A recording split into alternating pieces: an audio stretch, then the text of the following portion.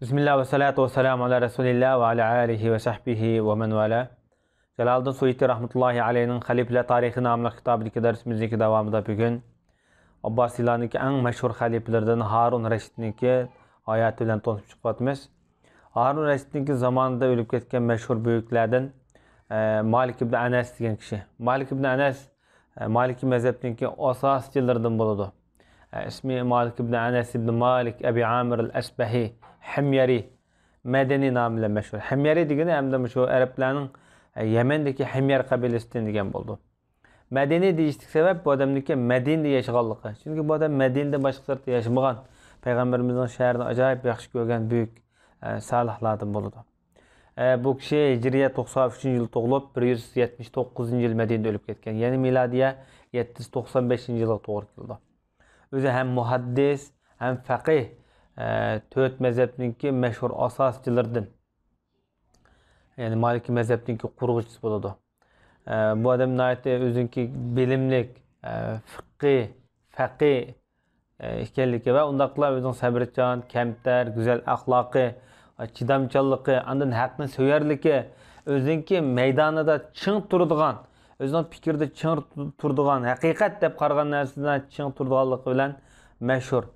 Çünkü nurg'un zulmlarga uchragan bo'lsa-mu, bu odam bosh egmagan, hatto ikki qo'li qomchining dardida palaj ulab qolgan. Shu vaqtdagi amirlar, valiylar bu odamni urib, shu xalifaga qarshi chiqdi degan ma'noda bu odamniki qo'lini palaj qilib qo'ygan. Bu odamniki tunji qitim islom dunyosida Muvatta nomli kitobi, ya'ni sahih hadis kitoblar to'plami, bu kitob bilan mashhur. Bu kitap hazır kadar İslam dünyasında ders kılınatıdı. Umum to'rt mezhepninki hemmisinin ortak kitabı bo'ladi bu kitap. Çünkü bu hadis kitabı. Bu kitapni Peygamber Aleyhisselatü Vesselam'niki mescidide şu ders kılgan, şu şu jarayonda yozgan. Ahirgi mezgilda şu kesel sebebiyle ölüp ketib, bu kishiniki qabrisi hazır Baqiyda. Yani bir büyüklerden Leys ibn Sa'd degan kishi. Leys ibn Sa'dni ulamalar bu İmam Malik'tin mi alim idi degan. Bu kişinin özüge layık mezhebi var lekin bu mezhebi keyingi davrda yo'qolib ketganda. Çünkü shogirdlari yoki shu mezhebning tabiatchilari bunga yaxshi rivoyat qilib saqlab qo'yilmagan yoki qog'oz yuziga ep qo'yilmagan kitob shaklida. Bu odamniki ismi Leys ibn Sa'd ibn Abdurrahman al-Fahm al-Qalaqshandi dedi. Qalaqshandi degan shu Misrniki bir shaharning ismi. Bu odam 94 yılda tug'ilib 175 yilda o'lib ketgan ekan. Yani İmam Malik bilan bir davrda tug'ilgan, bir davrda o'lib ketganlik kelib chiqdi. 791 yil, yani miladiy o'lib ketgan vaqti. Bu Misr ahlining ayin davridagi muhaddis faqihsi. Bu odamni tigi Faris Asbahanlik, lekin ota bobolari balki shu yerda o'rinlashib Misrda yashagan bo'lishi mumkin. Bu olimlar ichida boy o'tgan ulamo bu. Bu olim deganing boy bo'lmoq yomon tas. Lekin bu adam şu ulamalar içinde hem asasen birden bir boy o'tgan ulamo şu. Hem faqih hem muhaddis. Bu zat bir tarafdan o'zining ilmi bilan mashg'ul bo'lib, ilmni taqatgan bo'lsa, o'zining topgan mol dunyosini kambag'al miskinligiga yuguzib, o'zini oddiy nachar tomoqlarni yeb, tomoq taqatgan vaqtida nochi podshohlar tomoqni o'z kambag'alligiga, o'zinki shu talibul ilmlarga, masalan shu acizlarga, fakirlarga berib taqtat ekan. Bu monayeti belki zahitlikini bildirdiğin evallah bu. Köp ulamalar bu kişiye yaxshi güzel bahalarını bergen bu zatqa. Onundan başqa Ebu Yusuf, İmam Ebu Hanif rahmetullahi aleyhinki şagirdlerden Ebu Yusuf muş devirde ölüp ketken. Ebu Yusuf'ninki ismi Yaqub ibn İbrahim el-Ensari. Bu zat hem de Ensarilarninki cemaatlerden buladı. Mesela Sa'd ibn Bucayr degan yoki Sa'd ibn Habta deb onasining ismi bilan atalgan shu kishiniki nevirlaridan bo'ladi bu kishi. Bu zot Madinada yashagan, ayni vaqtida cho'ngda desamda Sa'd ibn Bucayr degan Madinadagi Ansari sahoba. Ya'ni shu sahobaninki nevri chevirlariga to'g'ri keladi Abu Yusuf. Bu zot Hicriye 113-yil tug'ilib 182-yil o'lib ketgan. Ya'ni milodiya 798-yili. Bu İmam Ebu Hanif'ninki eng mashhur İmam Ebu Hanif'nin mezhebini birden bir keng taqatkan kişi bo'ladi. Şu taqatishlik sebebi bu adam Harun Reşid'ninki zamanında Qazil Quzzat, qozilar qozisi degan mansibida o'ttirgan. Shu huquqdan foydalanib bu mazhablarniki taqilishi bakrak umumlashgan. Özüne ait mujtahid, allame, muhaddis imamlardan sanıldı. Ustazlığı köp qarashlarda, mesela ustazınki fatvalarını rad qilgan, ustazning köp qarashlarda yangan bu adam. Zat 3 xalifaning davrida qozi bo'lganda, mesela Mahdi, Hadi, Rashid degan mushularniki davrlarda. Amiliki ustazga o'xshamaydigan tarafi, ustazi İmam Ebu Hanife rahmetullohi alayh Abbasiylarniki qozilik mansibini qabul qilib unmagan. Qabul qilib unma turmida şu jazo asosida o'lib ketgan. Ammo bu shogirdi qozilikni qabul qilgan. Balkim ikkisiniki tutqan yo'li o'xshamaydigan taraflar bo'lishi mumkin. Ikkilasinikini bu yerda xato degili bo'lmaydi. Undan boshqa bu adam Hanifi mazhab asosida usul fiqh kitobini tunji qatam bu yozgan adam qatorida sanaldi bu adam. Bu zat undan boshqa hadis ilmi bilan shug'ullangan, masalan, sirat, tarix va rasulullohning tarjimalığı munosabatlik kitaplarını köp okugan. Bu adam ustazdır köp. Hişam ibn Urva, Yahya ibn Sa'id, Süleyman ibn Amash deganga o'xshash. Asli bu adam kichik vaqtida bir kambag'al, yetim bir bola ekan, ona so'la yetim qilib qolgan. Ammo lekin Imom Abu Yusuf kichik vaqtida ilmga bak omraqganda, Abu Hanifa'ningki so'riniga davomli berib oldi ekan, dars o'rganish uchun, ilm o'rganish uchun kelib oldi ekan. Şuna bu anısı to'la zerikib ketib bu bolasini ekib bo'lam. Asli bu onasininki maqsadida buni bir hunarvan qilish, bir babka qilish nishoni bor ekan. Axir to'la zerikib bir kunsa Abu Hanifaga nayt qo'pol gap qilgan bu ayol. Ya'ni bir bolamni bir nemish qilib bu avar qilsa degandek bir mazmunda qo'pol tekkan. Lekin Abu Hanifa kam qo'saq odam bo'lg'achqa, ey xotin, bu balang onda xalifalar bilan paluza tamoqi yeydi. Bir isil tamoqkanda shu vaqtda shu podsholar emirlaydigan. Bunda tamoqni yeydi deb shunaq degan. Shuni bilan bu ehtiyojini ko'z tutib Abu Hanifa davomli o'zlari pul beradigan. Bu o'zlari pul tugislam, ya'ni kel deb onasining ehtiyojini qamdab, o'zi pul berib o'qitgan bu bolani. Keyingi davrda Harun Rashid bilan bir so'rinda o'tirib, bir ya kulib ketganmi yoki yig'lamsirganmi? Shuni bilan Harun Rashid so'raydi ekan, "Nemishqa bu kayfiyatingiz bunday o'zgardi?" degan vaqtda bu odam shunaq degan. "Men bir ustozimning gapini eslayapman. Onam meni o'qitish niyati yo'qdi. Bizimizda kambag'al cho'ng bo'lgan. Lekin davomli onam shu unavanga berman deb xap qilib, men o'qishga borman degan vaqtimda ustozimni ayblaganda, ustozim bu xalifalar bilan mushta esil tamoqlarni yeydi deb, mush tamoqning ustini, mush tamoqning suptini deb bergan. Sizlar mush tamoqni yeyaptimi hozir? Mush tamoqning o'zini ustozim gapini qilgan tekishki vaqtimda degan. Shu vaqtda Harun Rashid Abu Hanifaga qo'l qo'yib, haqiqatan aqlli, zeki odamdi deb qo'l qo'ygan.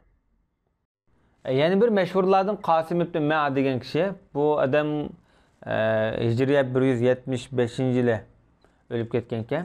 O'zi ko'pchilik muhaddis hadis rivoyat qilgan, ham lug'atshunos, ham adiblardan bo'ladi bu odam.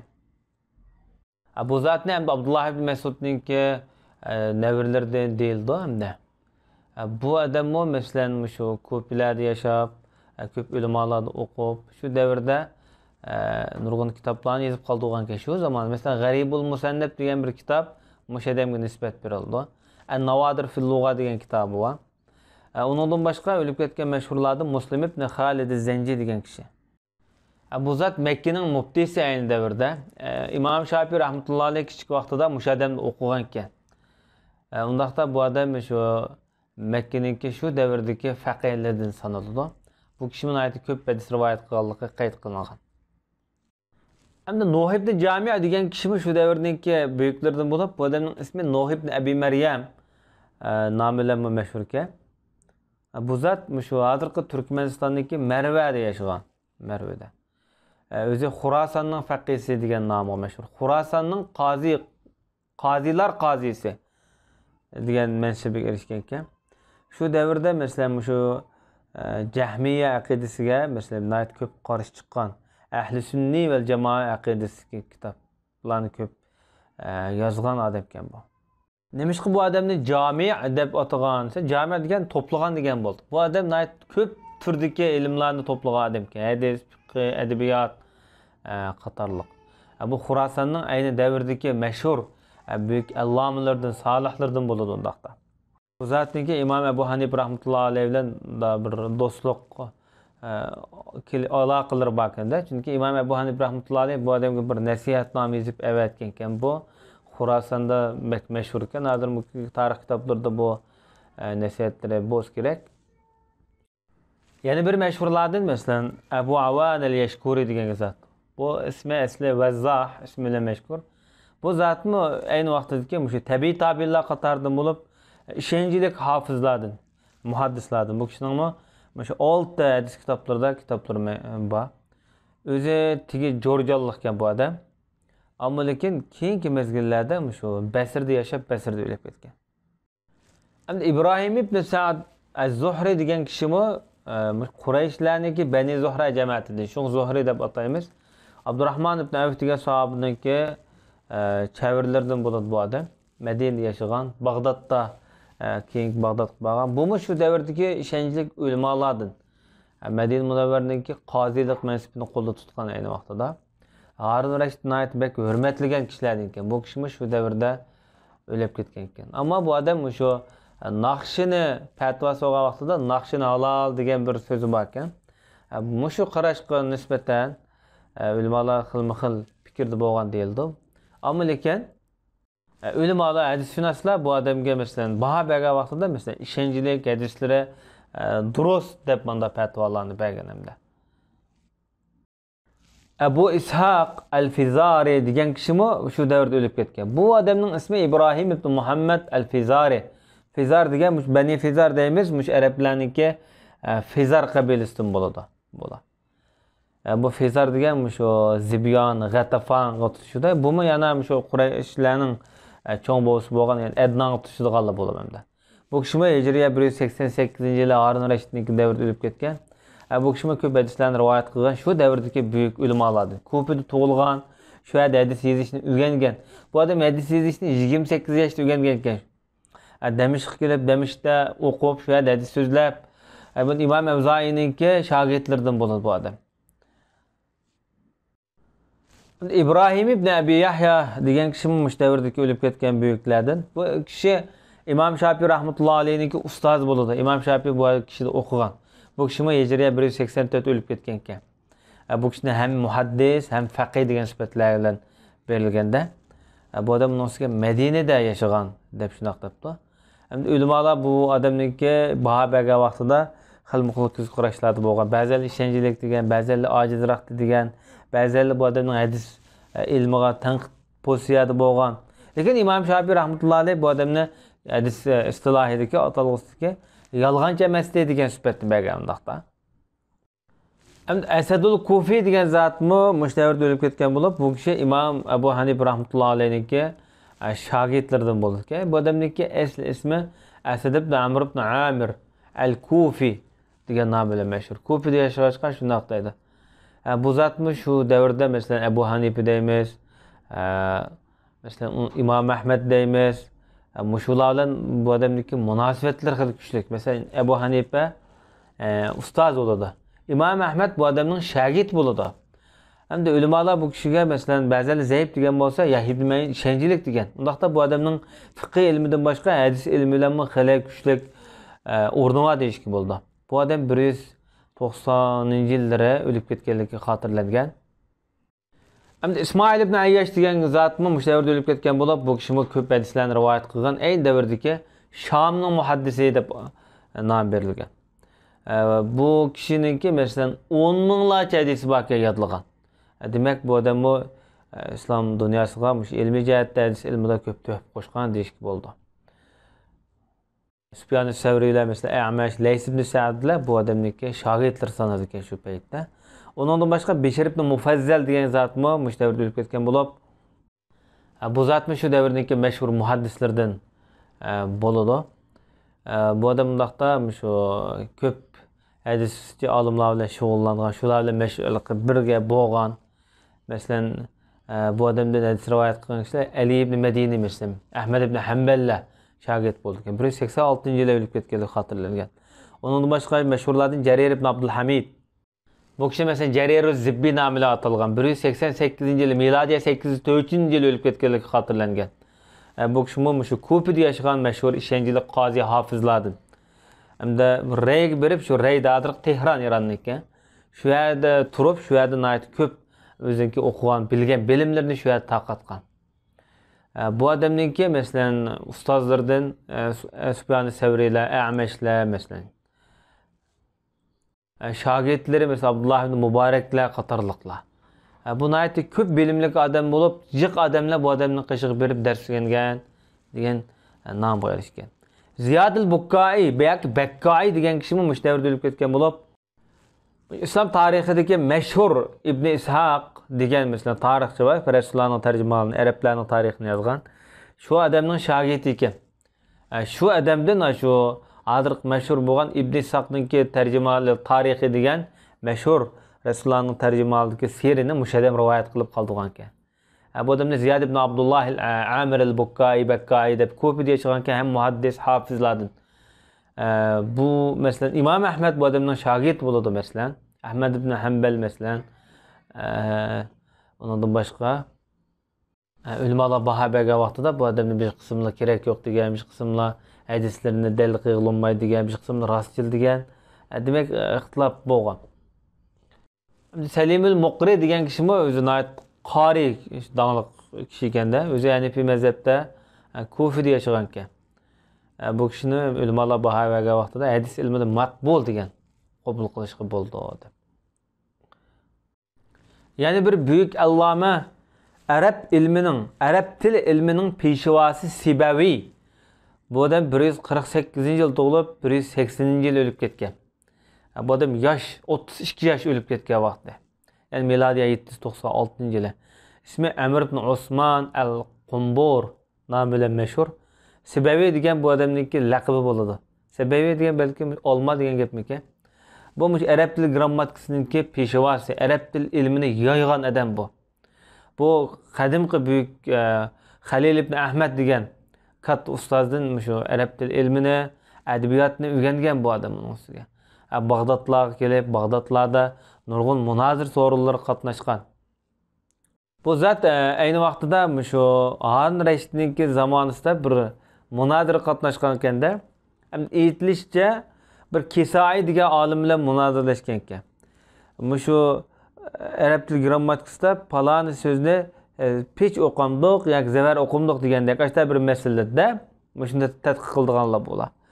Bir arabiy arabga hamda binas bergan deyildi vallohu a'lam. Binas berib sen bizning fikrimizni qo'llaysan deb vaqtim hamda o'yinlijiq bo'lishi kerak hamda.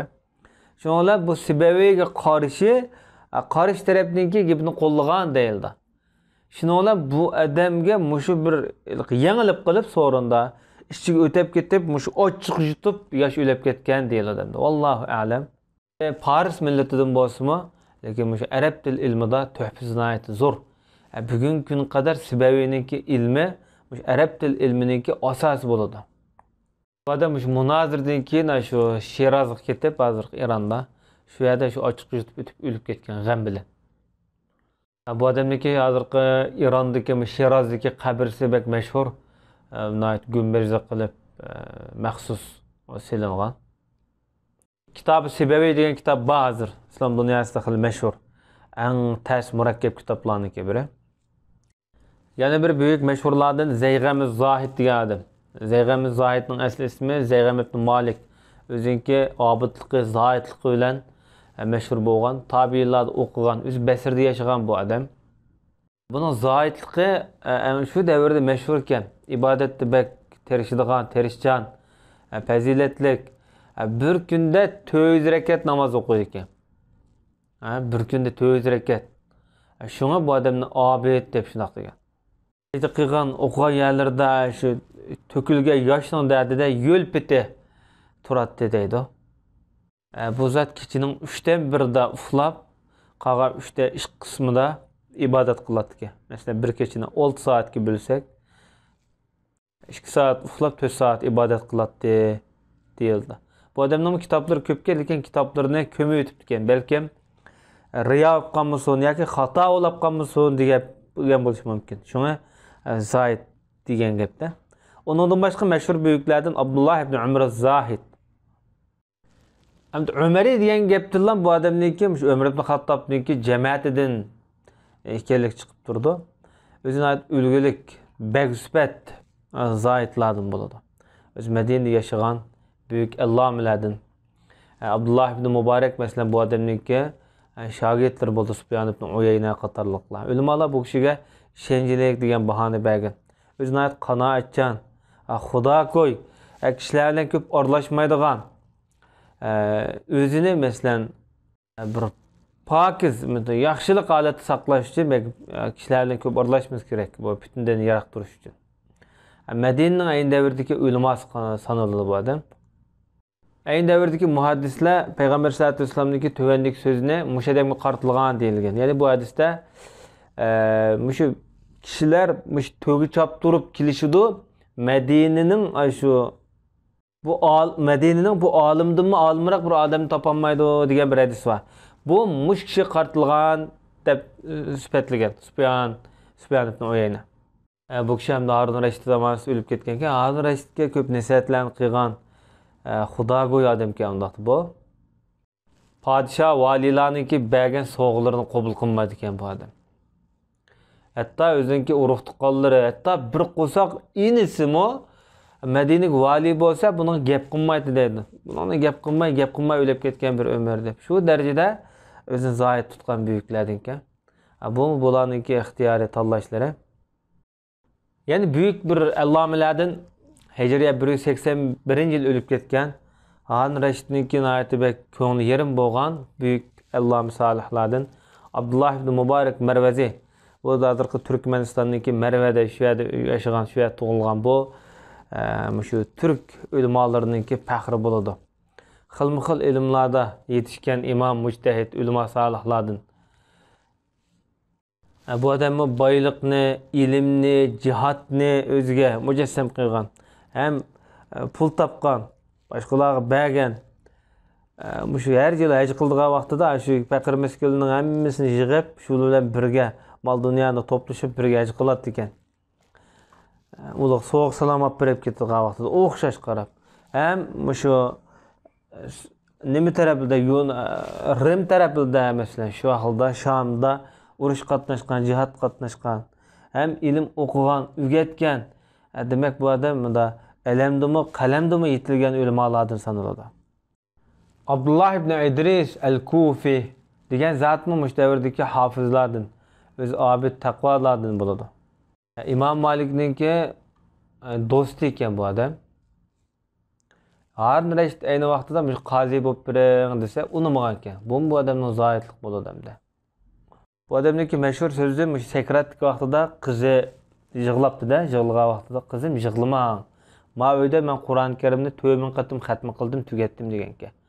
Bu odamni shu shuna deb o'lib ketgan. Bu nima degan vaqtida bu odam endi Xudoga nisbatan bu odam yaxshi gumanda bo'lgan. Yaxshi gumanda bo'lgan. Abdulaziz ibn Abi Hazim degan kishimi shu davrda o'lib ketgan. O'zi tabiiy tabirlardan Madinening faqih muhaddislardan bo'ladi. Hamda İmam Ahmed ibn Hanbal bu kishi bahovaga vaqtida İmam Malik'ninki buningdek bir ulama chiqqan emas, faqih chiqqan emas Madina degan. Bu odam sajda qilayotgan paytda o'lib ketgan ekan. Bu insonning oxirgi hayotidagi bir go'zal holat. Chunki insonning bir ibodat bilan ibodat qilayotgan holatda o'lib ketishi bu adamning dunyodagi xotimasininki go'zal bo'lganligi, yaxshilikning bishorati qiyomatdagi. Hamda Daraverdi degan ulama. Bu adamninki ismi Abdulaziz ibn Muhammad Daraverdi. Bu mu tabiiy tabirlardan muhaddis. Onun ustiga bu adam shu Madinada yashagan ayni vaqtlarda. Ulamalar bu kishi bahovaga vaqtida o'zining kitobidan hadis so'zlab bersa to'g'ri buniki. Lekin xalqning kitobidan so'zlab qolsa sal aralashtirib qo'ydi, buzib qo'ydi degan. Shu ulamalar bu adamning hadisini qabul qilgan vaqtida sal o'zining kitobidan rivoyat qildimi yoki boshqa kitoblardanmi deb sal diqqat qilgan hamda. Shu ba'zanlik kishenchilik degan, ba'zanlik kerak yo'q degan, ba'zanlik sal g'alat qilib qo'ydi, buzib qo'ydi degan, shunga o'xshash. Bu nima bo'lishidan qat'iy nazar muhaddis. bütün qarilarning ustozi, arab tili grammatikasining piri Kisai degan olim o'sha davrda o'lib ketgan. Kisaining ismi Ali ibn Hamza al-Kisai. 189-yil o'lib ketgan hijriya. Milodiya 805-yili. O'zi Kufada tug'ilgan, Kufada yashagan. Mush Kufadagi shu arab tili grammatikasining piri hisoblanadi bu odam. Mush 7 xil qiroat bor Qur'on ilmida. 7 xil qiroatningki 7-si. Bu odam nahv ilmidagi shu Kufiya madrasasining maktabiningki asoschisi bo'ladi. Arab tili grammatikasiga biz qaragan vaqtimizda Kufada bunda deydi, Basrada bundaq deydi deb ayni vaqtlarda ikki iqim paydo bo'lgan. Bu ikki iqim arablarning so'zlarini tadqiq qilib, arablarning she'rlariga qarata ikki xil yo'lni tutib manganda shu Kufa madrasasi deyishda sabab shu.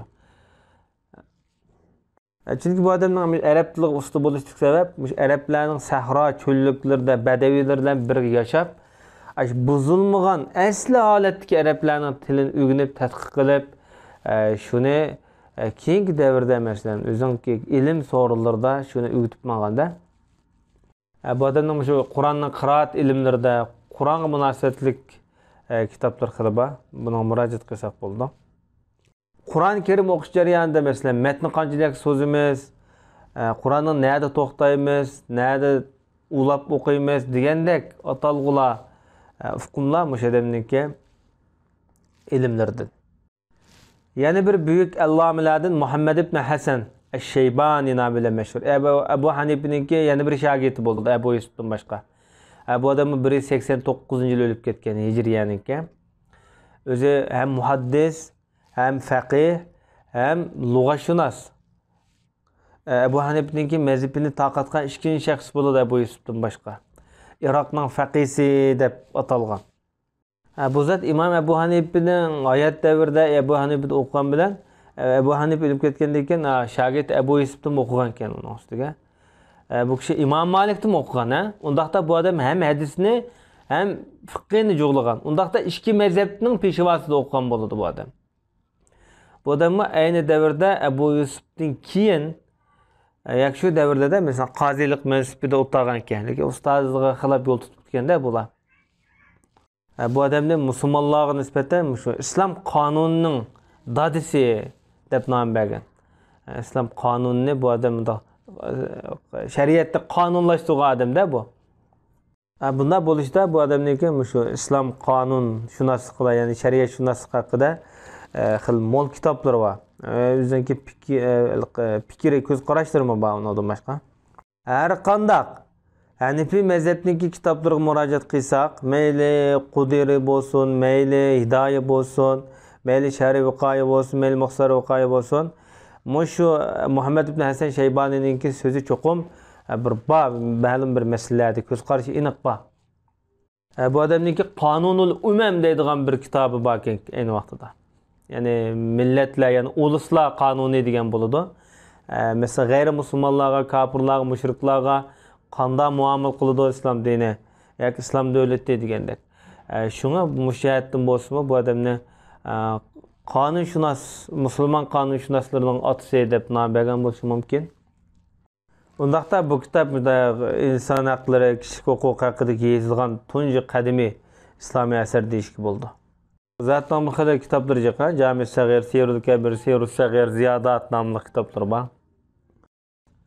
Bu hamda Muhammed ibn Hasan Shayboni bilan Kisai ikkisi bir kunda o'lib ketgan ekan.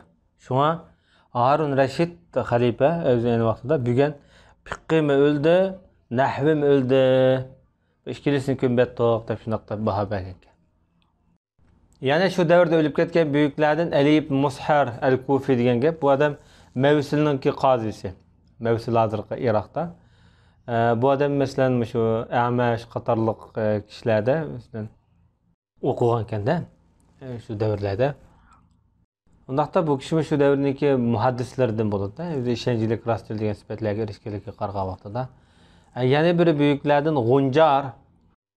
G'unjar degan hamda shu Buxorodagi bir o'rindan bo'lsa kerak. Bu G'unjar nomli ikki olim bor. Birisi 186-yil o'lib ketgan Hijriyaniki. U bo'lsa İsa ibn Musa G'unjar. Yani birisi Muhammed ibn Ahmed G'unjar. Buniki tarix Buxoro tarixi deydigan kitobi bor. Lekin miyadagi Qo'njar İsa ibn Musa degan kishi shu. Bu yerda muhaddislar, hadisshunoslar ko'p chiqqan. Balkim shu Qo'njarningki ismi bo'lsa kerak hamda. Bu ayni vaqtida shu Buxoroningki muhaddisi ekan bu odam. Buxoroning shu davrdagi ko'na muhaddislardan bo'ladi. Ya'ni İmam Buxoriy mesela 256 o'lib ketgan. Bu odam 186 ta o'lib ketgan. Undaqda ikkisining oralig'ida 70 yil oraliq bor degan bo'ldi. Yana bir o'lib ketgan buyuklarni İsa ibn Yunus Subay'i yoki Sabi'i nomi bilan mashhur.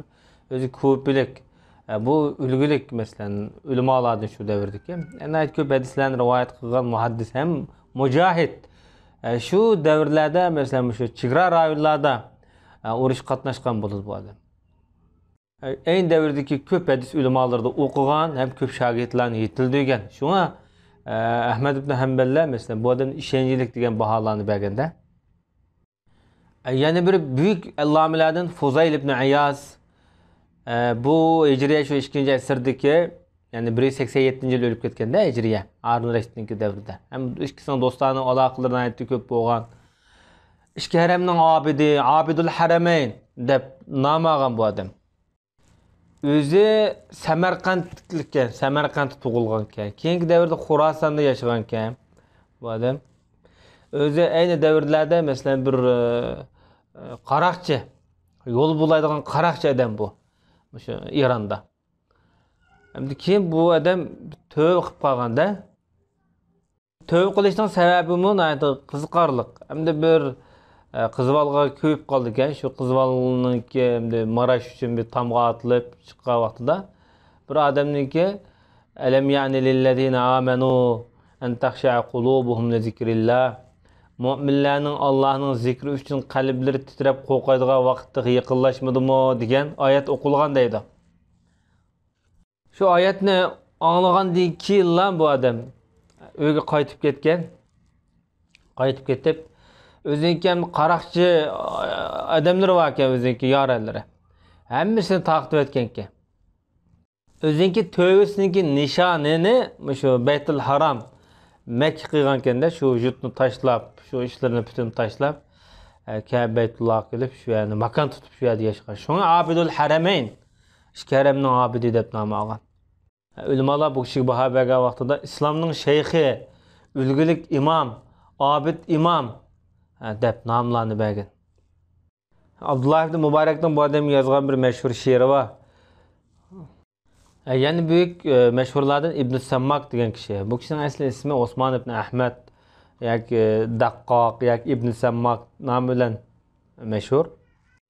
Ya men xato olib qopdim. Ma İbn Sammakdan ikkisi bor ekan. Birisi Bayatning Begibni qilgan Osman nomi bilan. O 4-5-asrda yashagan odam ekan. Lekin Mayadagi Harun Rashid davrida o'lib ketgan Ma İbn Sammak o'z voiz bo'lib, buning ismi Muhammad ibn Subayh nomi bilan, Abul Abbas kunyasi bilan o'zi ko'pida yashagan ekan. Bu nayt zohid, qissa hikoya so'zlaydigan voizlar ekan shu davrdagi.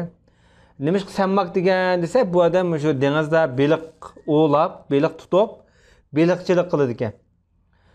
Gapi nayt yiqimliq kishilardan sanaldi shu davrda. Masalan, Hisham ibn Urva, Sufyan as-Savriyda ayni vaqtida o'qigan ekan bu odam. Hatta İmam Ahmed rahmetullahi aleyh bundan hadis rivoyat qilganligi qayd qilindi. Yana bir mashhurlardan shoir Marwan ibn Abi Habsa degan kishi. Bu zot 182-yilda o'lib ketgan.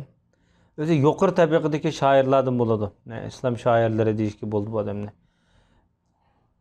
Adam shu Umaviylar va Abbosiylar davrida, ikkili davrda beshidan ko'chirgan.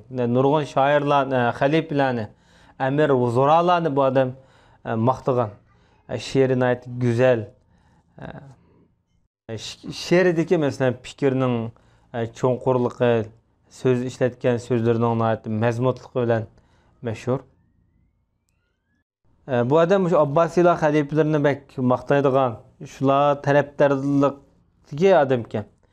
Shuning bedelini to'lagan bu odam. Nima ish qilgan vaqtida, ayni vaqtdagi bir qism shiyalar bu odamni qasab o'ldirib o'tgan. O'zining hamda bir yomon sifati bexil ekan bu odam.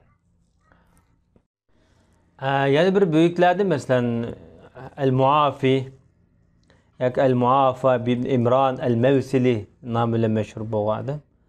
Bunu ba'zilar islom shayxi, ulamolarning Yaqut marvoyati deb atagan. Chunki o'zi ishonchli, yaxshi, fozil, sehi, mard odam ekan. O'zi tomoq yesa o'zi yolg'iz yemaydi ekanda. Shu hadis o'qish uchun nurg'un shaharlarga borgan, nurg'un yurtlarga borgan, ulamolar bilan birga o'tgan. Bu odam ham ilm, taqvolik, sehilik, zohidlikni o'ziga mujassam qilish bilan birga shu hadis, zohidlik, fiqh, adabiyot haqida yozgan kitoblar bor bu odamniki.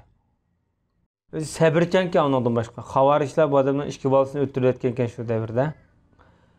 Bunga hech qanday bir ig'ir ifoda bildirmagan deydi. O'zining sabrchanligidan. Bu odamdan bir qism do'stlari bu odamga ta'ziya bildirib kelsa, shu ikki bolasini xavarishlar o'ltirayotgandan keyin. Menga ta'ziya berib kelibsizlar, ta'ziya bermanglar, menga deb muboraklanglar meni deb ularga misk ambar bilan ularni atir so'kib uzatgan deydi. Endi savob umid qilgan ekanda Allah'ın dergahida. Yani bir meşhur büyük Mu'tamir ibn Süleyman el-Basri degan adam. Bu adamı şu devirdeki Basra'nın çoğun hadis-şunas muhaddislerden. Tegi Yemenlikke, Yemen'den Basra'ya bağlan deydi bu adam. Şimdi tabi tabi'ler katardaki katlamındaki adamlar. Ondan başka büyüklerden Mısır'ın dağınık kazisi şu devirdeki Mufazzal ibn Fazala degan kişi. Yani bir büyük Musa Kazim. Musa Kazim özü Alevilerden. Yani Alevi dediğimiz yani Ali ibn Abu Talib'ninki cemaatinden biri 83. yıl ölüp ketken Harun Reşit'ninki devirde. Bu kişi şu Şialarninki dağınık imamlardan sanılır adam. Şialar çoğun biladigan. Yani Şialarninki nezarda 7. imam. Bular İsna Aşeriye yani Şialarninki Oşki mezhep, Oşki dediğin bir mezhep var. Şularning 7. imam bo'ladi ki. Bu kişi Cafer-u Sadık'nınki oğlu boladı bu adam. Hem de nemiş Kazim deb atalgan dese, bu adam açığını jıgalaydigan adam ekan. Köp sabr qilgan, nurg'un zalimlarning zulmiga uchursimi, o'zini tutib olgan, sabrchan, açığını jiqqan adam bo'lg'achqa shu Musa Kazim deb nom atalgan. Bu adam İslam dünyasının sezgir vaqtida dunyoda yashaganda cemaat köp o'ltirdigan vaqtlarda, paytlarda. Dadısına pek yaxşı göretken bu adamni, Cafer-i Sadık. Bu adam tug'ilgan vaqtida bütün Medine ahlini yig'ib 3 kun tamoq vergan deydi dadısı. Hatta shu balasini yaxshi ko'rganligidan, shundan boshqa bir balam bo'lmagan bo'lsa, muhabbatda o'rtoqlashmagan bo'lsa deb boshlar deb ketadi ekan. Bu kishiniki dadısı cho'ng olimlardan. Cafer ibn Muhammad menga so'zlab berdi deydigan 900 olimni uchratgan degan bu adam shu davrda. Boshqalar. Özümüz katta alimlardan da hem de Kupe'de yaşayan, Kupe şu vaqtida hem de ilim merkezi, ilimning poytaxti bo'lgan o'rinlar. Hem de bu adamni bek sezgir davrida yaşagan deyishimizga sabab hem de siyosiy jihatdan ait sezgir, hem de ilmiy fikriy jihatdan bek sezgir. Bu vaqtida hem de Yunan felsefesi, mesela Hindi felsefeleri, bo'lib Yunan felsefesi ko'p tarjim qilinib bir dinsizlik fikrleri avjilayotgan, aqida to'qinish yuz berayotgan paytlarda yashaganda bu adam. Hamda dadısının Medine'de mektubu varken to'q. Shu yerda dars o'tgan ekan. O'zimi shu dadısınınki izni bilsib, nurg'un faqihlarni, nurg'un muhaddislarni, olimlarni yetishtirgan bu adam. Hatta 319 olim faqih mushularning maktubidan chiqqan deyiladi. Harun Reşit'ninki devirde türmüge solap diken bu adamni. Şunda bo'lsa bu adamga şu türmügelerce savollar kelib turdi ekan, şu savollarga yezib javob beradi degan fiqhiy masalalarda, ba'zi fikriy masalalarda degandek. Bu adamniki Alalaram nomida bir kitobga bog'liq qayd qilindi. Balki bu kitoblarning ortidagi savollar bo'lishi mumkin. Bu adam shu turmada o'lib ketgan hamda. Endi bularning bu oilaning turmaga kirishniki sababi Bulab Musa Kazim'ninki hem de şu vaqtda ilimlik, Aleviler cemaatidan, Peygamberimizin cemaati ichida ilimlik, alim, o'zining obro'y kuchlik, mesela nopuz kuchlik odam bo'lgandan keyin Harun Reşit qo'rqqan, hatto uni oksimi qo'rqqan. Shuni buni turmaga solib etgan. İnqilobni oldini olish uchun. Bu odamning mashhur bir so'zi bor, o'rganish tegishlik. Bizning qatorimizdan emas deydi. Kim o deganda, dinini deb, dunyosini tashlagan. Dunyolikini deb o'zining dindan voz kechgan bizdan emas dedi. Demak, har ikkilisini loyiqida so'qash sumay ilib menga yaxshi demoqchi. Yani bir büyük meşhurlardı Musa ibn Rabi'a Ebul Hakem el-Misri namıyla meşhur. Bu şu devirdeki evliyalar katardı sanılgan büyüklerden. Yani birisi Numan ibn Abdüsselam el-Esbahani. Bu kişi mi olmuş devirde ölüp ketken meşhurlardan. Bu kişinin ama muhaddis ekanligi hatırlangan mesela aynı devirde. Bu Esbahan ehlininki muhaddis ekan. Esbahan hozirgi Ironda. Yani bir büyüklerden Huşaym degan zat. İsmi Huşaym ibn Beşir el-Vasiti. Şencilik aynı o devirdeki hadis şunaslardan. Olta meşhur hadis kitabıda bu adamdaki hadisleri yazılgan. Mesela bazılar bu Huşaym'ninki 20 bin hadis bay deydi bununla. Yani 20 bin hadis bildiği adam kende yadıl bildiğin. Bu şey hepsi kuvvette şu devirdeki baş deydigen. Hem de İmam Ahmed ibn Hanbel'le baha bergen vaxtıda yaxşı bahalarını bergen bu kişiye. Bu kişinin meşhur kısı var kende. Bu vaxtıda ilim okup, hadis okup kıga vaxtıda dadısı bir üneven qalay dep bunu mu? İlim sorularına mektep bağıl koymaydı ki. Bu özlükten berip, kaça жүрüp, ügünep kıygan ki. Bir kıtın bir ağırıp kalgan vaxtıda şu devirdeki qazi yoklap kildigende ülkede. Kelse bu dadı sırtını içirdigende çise bu qazi şu şehrin qazisi öyde balısını yoklap ottağın. Vay balam bu kaçan nazı bunda olap ketkense hemen sizin bundayken qatte ilim egelleşandan çeklemeyme degenken. Özüne ait heyvetlik zikir tesbihini köp etilgan adam kende. La ilahe illallah, la ilahe illallah sözünü köp şu avazını sozap işte zikrini köp kıladatken. Yani bir büyüklerden Yahya ibn Abi Zayda degan kişi mi? Bu kişinin mi şu bir hadis şunas ekanligi hatırlangan. Ulamalar bu kişini şencilik degan baholarni bergan hadis ilmida. Yani bir ölüp ketgan meşhurlardan bu davrda Yazid ibn Zuray el-Basri degan kişi. O'zi Qur'onning ayati chiroyli tajvidlik o'qiy oladigan hafiz. Şu Basrning şu davrdagi muhaddislardan sanaladi. Ko'p ulamalar bilan şu devirde birge yaşagan. Şu Basr'daki aynı vaqtdaki 10 muhaddisning biri deb sanalganda bu adam. Hicriye 182-yili Harun Reşid devrida ölüp ketgan yana bir büyüklerden Yunus ibn Habib an-Nahvi degan kishi. Miladiya 798 ölüp ketgan vaqtda. Basrlik grammatik shunas edib adam ekan. Bu adamniki lug'at, navadir, emsal degan kitoblar bor.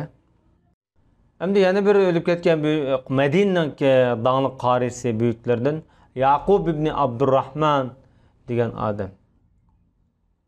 Tabiin qatarida köp hadislarni rivoyat qilgan büyüklerden. Bu kishininki Misrniki Iskandariyaga qabrisi borligi xotirlanibdi. Shu yerda o'lib ketgan deb. Bu odam shu jut aylanib nurg'un hadislarni o'gitib, Qur'onni o'gitib, bu ilimni taqatgan büyüklerden sanılır. Esli jütte mesela Medine Münevverlik adam bu. Yani bir en meşhur büyüklerden Endolus'un, bugünkü İspanya'nın en büyük alimi İmam Malik'in şagirdi Sa'sa ibn Salam degan kişi. Bu kişi Endolus'ta yaşap, şu yerde Endolus'ta, Mısır'da hadis sözlügenken.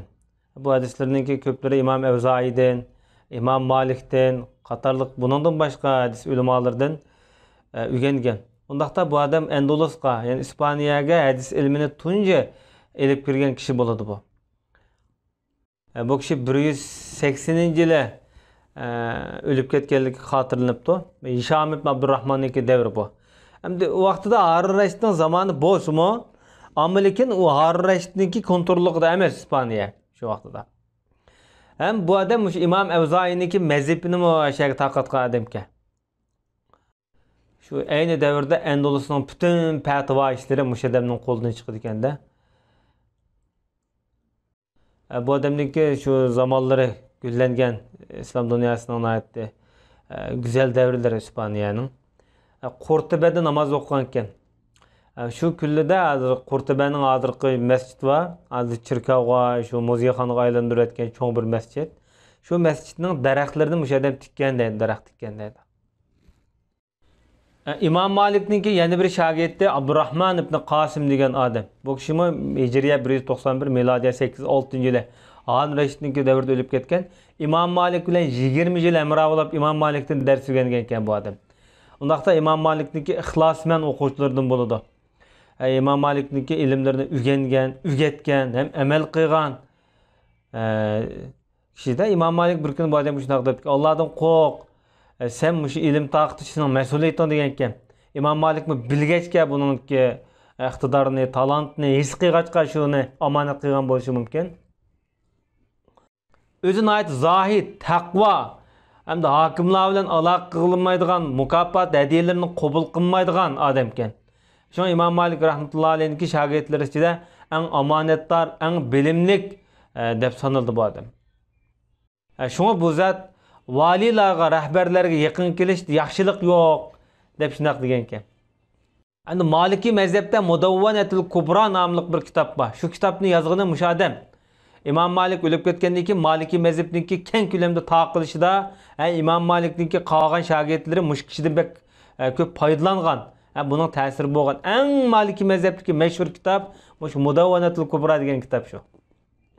Uzun yil İmam Malikka hamroh bo'lib dars o'rganib qilgachqa, keyingi mezgilda mush Maliki mazhabniki taqilishi asosan mush odamga markazlashib qolgan. Shunga İmam Malikning qolgan shogirdlari Maliki mazhabni fiqhini o'rganmoqchi bo'lsanglar, mushning qishig'i biringlar deb Ibn Qasimni ko'rsatgan. Biz boshqa bilan mashg'ul bo'lib qoldik, bu mushning bilan mashg'ul bo'lgan deb baho bergan. Yana bir buyuklardan Abbas ibn Ahnab degan mashhur shoir. O'zi Necidlik adirqimish, Yamami deymiz, shu Qasim, Riyaz tarafda yashagan odam. O'zi Bag'dod bilan Necidning oraliqida yo'tkilib yurib, oxirimish Bag'dod, Xuroson oraliqlarida yashagan. Harun Reşid davridagi, Abbasiylar davridagi buyuk shoirlardan sanaldi.